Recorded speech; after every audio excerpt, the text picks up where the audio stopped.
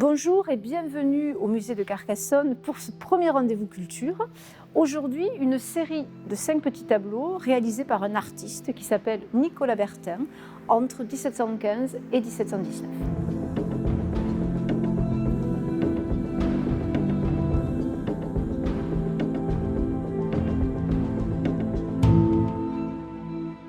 Alors, ce fameux Nicolas Bertin est un artiste qui arrive à une période charnière entre le XVIIe et le XVIIIe, au moment du renouvellement de la peinture française. Il va représenter des compositions religieuses de grand format, mais aussi des scènes galantes et des scènes de la mythologie.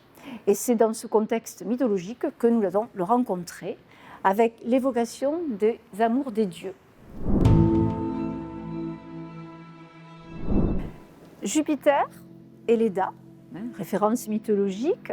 Jupiter, le dieu des dieux, séducteur invétéré, qui va délaisser son épouse légitime Junon et s'amouracher de cette jeune princesse prénommée Léda. Pour la séduire, il va se transformer en cygne, tout près de Léda. L'artiste, par contre, va symboliser Jupiter, dieu des dieux, par l'aigle, la foudre, ce petit couteau.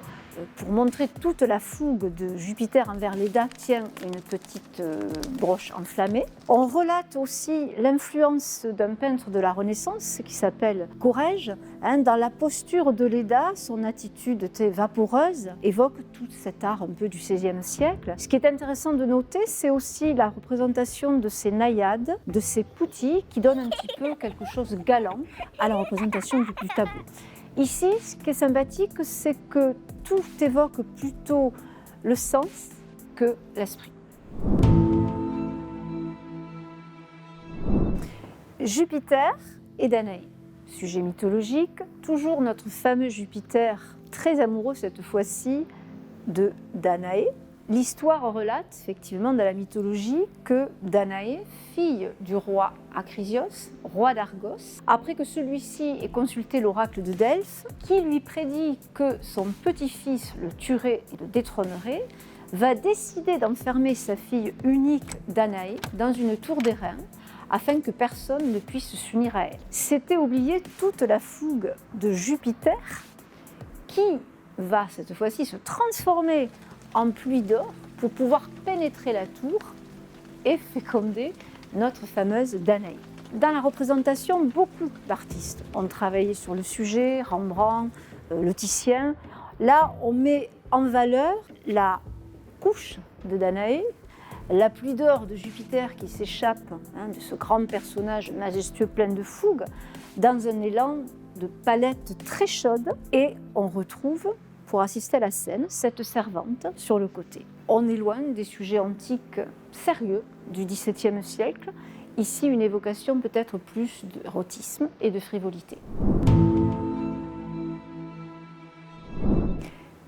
Persée délivrant Andromède.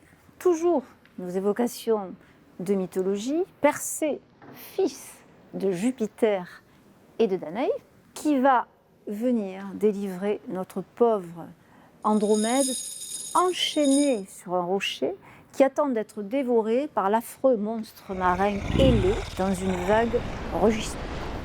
Persée, héros mythologique, représenté sur son cheval ailé Pégase. Et comment va-t-il gagner le combat?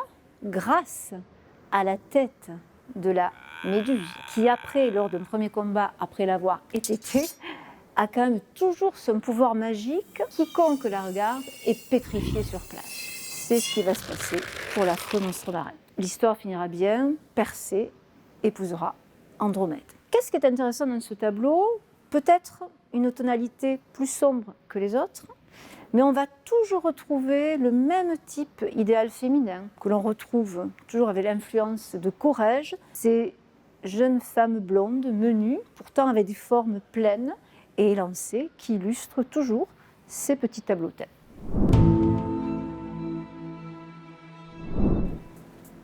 Psyché, Cupidon. Psyché se tord de douleur, triste, car Cupidon la délaisse et s'envole avec un poutou. Que s'est-il passé? Psyché a voulu connaître l'amant de ses nuits magiques. Malgré l'interdiction du dieu, Elle va chercher une lampe à huile. Une goutte tombe sur l'épaule de Cupidon, qui se réveille en sursaut et sans mot dire, s'en va et l'abandonne toute seule dans son palais. Représentation du personnage, on retrouve toujours la longitude de ces petits corps féminins qu'on a retrouvés dans tous les petits tableaux.